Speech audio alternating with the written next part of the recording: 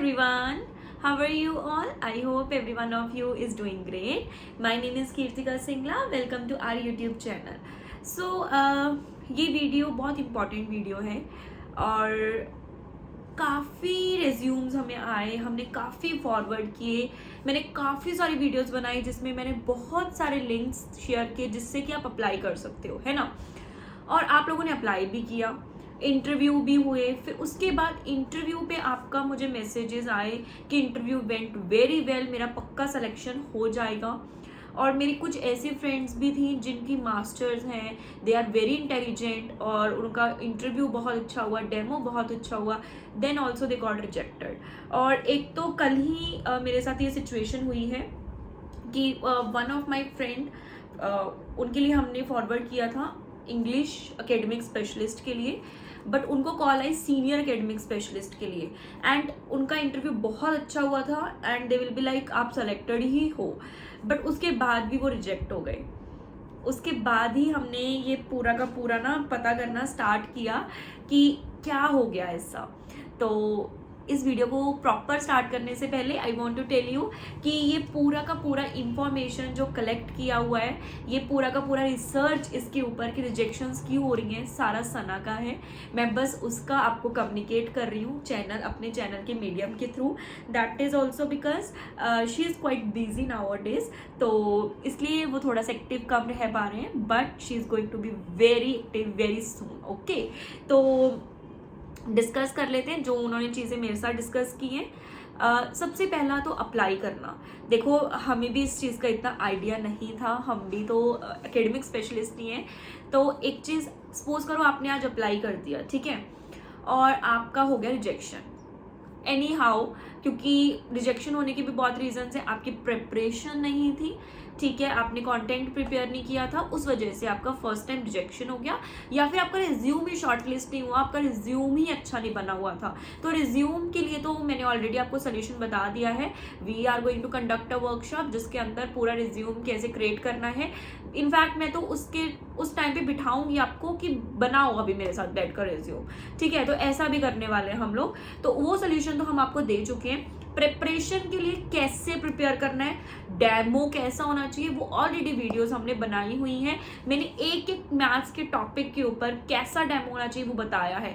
सना ने साइंस के ऊपर डेमो मेटल्स नॉन मेटल्स पे कैसा होना चाहिए वो भी बताया हुआ है, तो उस पर दिक्कत नहीं होनी चाहिए। अब भाई इस पर दिक्कत नहीं है, फिर भी रिजेक्शन हो गई, वो इसलिए हो रही है क्योंकि एक टाइम अगर आपका रिजेक्ट हो गया, आपने उसके तुरंत बाद अगर अप्लाई कर दिया, रीअप्लाई कर दिया, आपकी रिजेक्शन होगी एनी हाउ।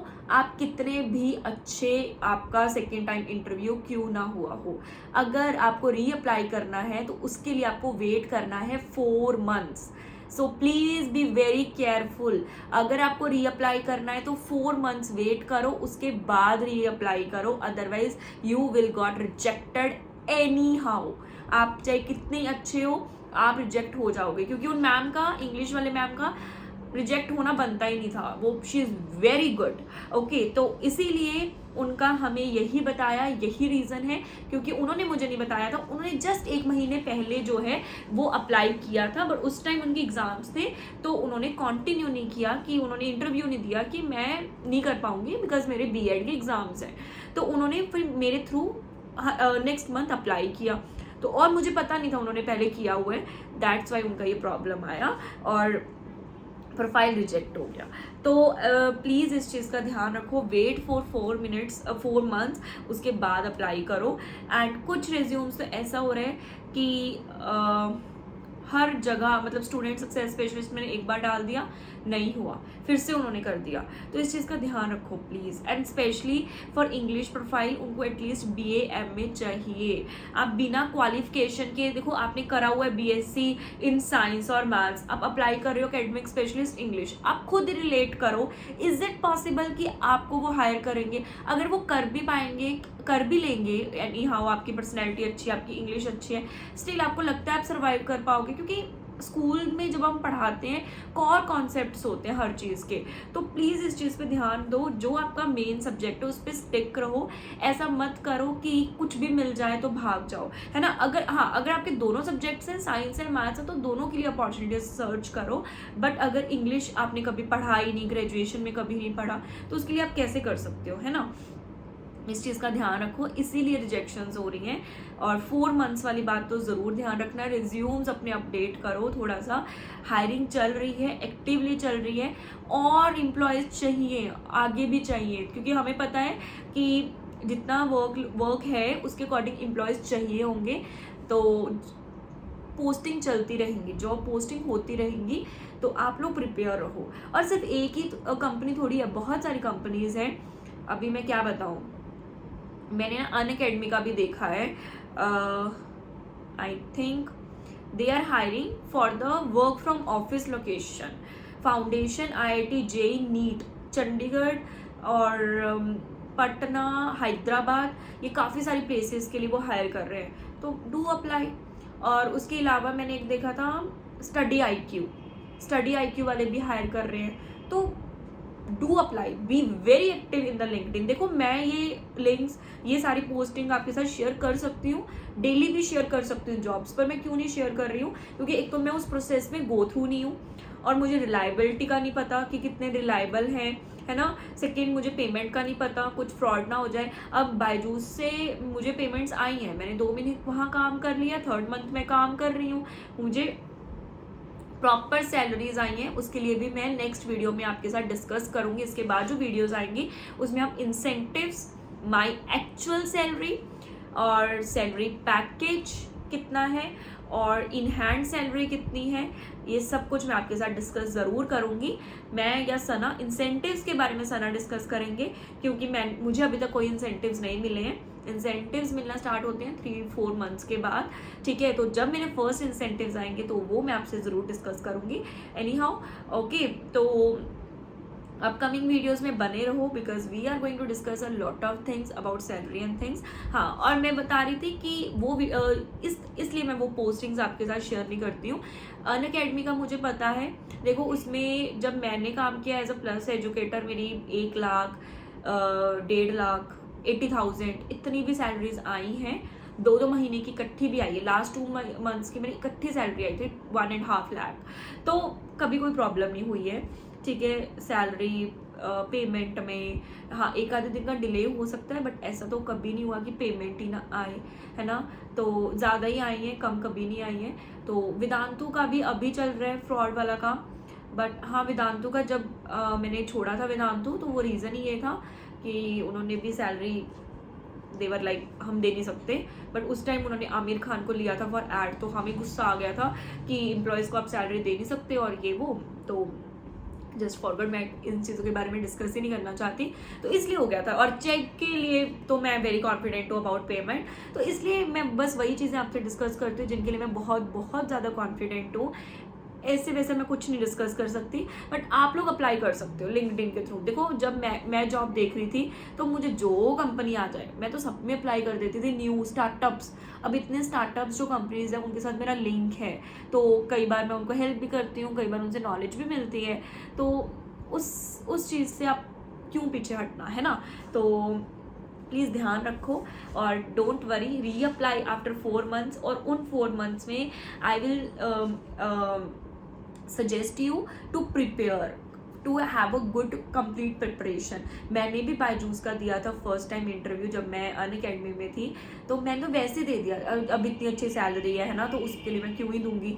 पर मुझे ना ऐसे एक्सप्लोर करने में मज़ा आता है, पता नहीं मुझे नहीं पता था मुझे यूट्यूब में जाना है और मुझे ये सब डिस्कस करना है, इसलिए मैं शुरू से ही ऐसी हूँ। मुझे एक्सप्लोर करने में बहुत मज़ा आता है। मैं बहुत कंपनीज़ में जा कर किसमें क्या चल रहा है, किसमें क्या ताका जहाँ बहुत करती हूँ मैं, तो वो मेरी आदत थी। मैं अनअकैडमी में पूरी सेटल थी, बट मैं फिर भी बायजूस में अप्लाई कर दिया। मैंने इंटरव्यू भी दे दिया, मैं रिजेक्ट भी हो गई, और आई वॉज लाइक मुझे तो वैसे भी नहीं करनी थी।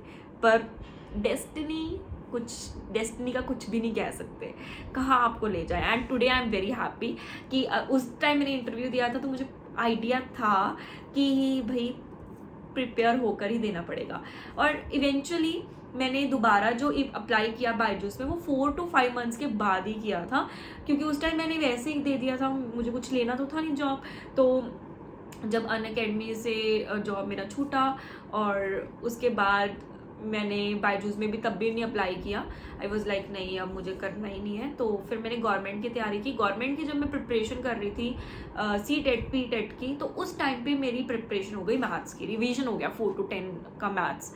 तो फिर मैं तैयार हो गई, बट फिर भी मैंने डेमो और जो कॉन्सेप्ट उन्होंने वो लिस्ट दी हुई थी वो बहुत अच्छे से पढ़े, ताकि कोई भी डाउट ना रहे कि मेरी सिलेक्शन में। तो हो गया सिलेक्शन। तो इसी तरीके से आपका भी हो जाएगा, इतनी टेंशन नहीं लेनी है, ठीक है। कईयों को तो बहुत टेंशन हो जाती है, हाय हम रिजेक्ट हो गए। अपने आप पे डाउट मत करो, अपना सोचो कि जो पहले अप्लाई किया था तो वो कब अप्लाई किया था। और अगर आप लोग वेरियस रिसोर्सेज से अप्लाई कर रहे हो, मेरे थ्रू भी अप्लाई कर दिया, फिर लिंक थ्रू भी अप्लाई कर दिया, एक टाइम पे अगर आपके इतने रेज्यूम्स उनके पास चले जाएंगे, क्या यूज़ है? वो आपको साथ के साथ रिजेक्ट कर देंगे।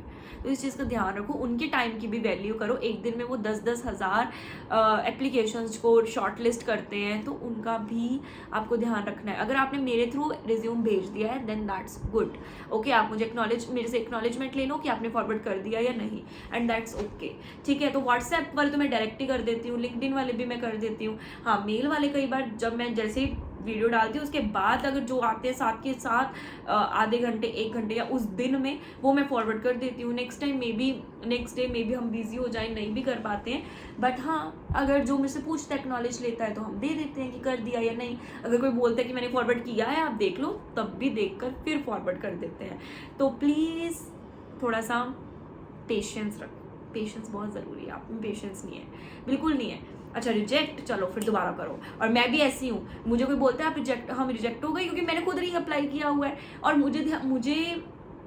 मैं ये भूल जाती हूँ कि मैंने री अप्लाई 4 महीने 5 महीने बाद किया था, है ना, वो आपको बताना भूल जाती हूँ। और मैं बोल देती हूँ कर दो री अप्लाई, नहीं अब नहीं करना, वेट करो, ठीक है, उसके बाद करो। अगर फिर भी अगर आपको कोई इमरजेंसी है, कई ऐसे होते हैं कि हमें जॉब चाहिए, है ना, बहुत प्रॉब्लम में होते हैं एंड वो डिज़र्विंग है। अगर आप डिज़र्विंग हो, ग्रेजुएट हो, पोस्ट ग्रेजुएट हो, अच्छा आपके पास एक्सपीरियंस थोड़ा बहुत है, कॉन्सेप्ट क्लियर है, आप डिज़र्विंग हो, डायरेक्ट कांटेक्ट करो। We will try our best कि आपका किसी तरीके से हम करवा दें, okay. Will see you in the next video. किसी तरीके से मतलब एक प्रोसेस होता है, आपको प्रिपरेशन पर्सनली करवा देंगे कि कैसे करना है। ऐसा कुछ नहीं है कि हमारे कुछ चलती है वहाँ, नहीं, हम खुद भी एम्प्लॉयज़ हैं। जो हम कुछ एक्सपीरियंस कर रहे हैं वो आपके साथ शेयर कर रहे हैं, तो जो इंटरनेट पे वो आपके साथ शेयर कर रहे हैं। हाँ, आपकी हेल्प कर सकते हैं इन प्रिपेयरिंग द डेमोज और एवरीथिंग पर्सनली 1-to-1, ठीक है, तो वो आप कर सकते हो। Will see you in the next video, bye bye. और जो ये पर्सनली हेल्प वाला है, ये भी सजेशन सना का है, मेरा नहीं है। सो आप उनको भी DM कर सकते हो। बाय।